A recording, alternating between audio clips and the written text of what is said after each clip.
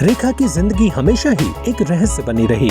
उनकी जिंदगी में आए प्यार भी किसी राज से कम नहीं।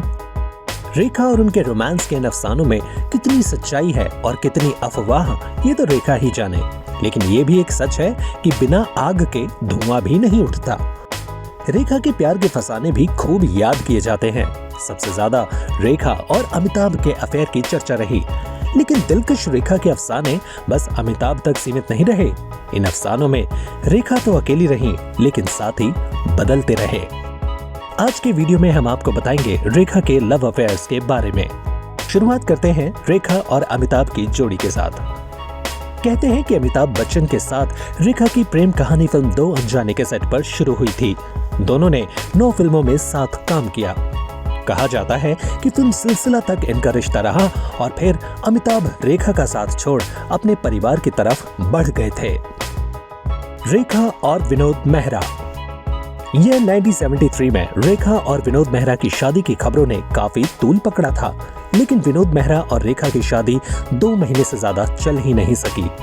कहते हैं कि विनोद मेहरा की मां को रेखा एक बहू के तौर पर बिल्कुल भी पसंद नहीं थी और इसके बाद जब रेखा ने विनोद मेहरा से मां और प्यार में से किसी एक को चुनने को कहा तो विनोद मेहरा ने मां को चुना। रेखा और किरण कुमार। विनोद मेहरा से अलग होने के बाद रेखा किरण कुमार के कंधों पर अपना सिर रख कर रोईं और वहीं से शुरुआत हुई इन दोनों के रिश्तों की। रेखा किरण कुमार के साथ इस कदर इन्वॉल्व हो गईं कि कई बार उनसे मिलने के लिए वो फिल्म की शूटिंग छोड़कर गायब हो जाती थीं।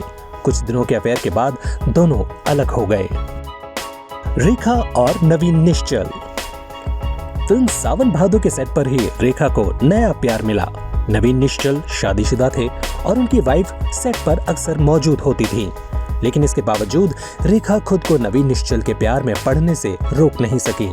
फिल्म सावन भादो की शूटिंग खत्म होते ही रेखा की जिंदगी से नवीन निश्चल भी चले गए।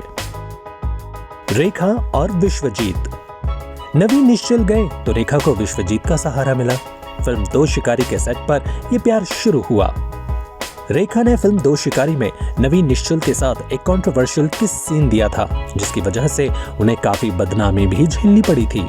रेखा और विश्वजीत के अफेयर की खबरें करीब 1 साल तक छपती रहीं। रेखा और जितेंद्र। रेखा का नाम जितेंद्र से भी जुड़ा। दोनों ने 10 से ज्यादा फिल्मों में साथ में काम किया और दोनों का अफेयर शुरू हो गया था। जितेंद्र के शादीशुदा होने की वजह से इनका ब्रेकअप हो गया।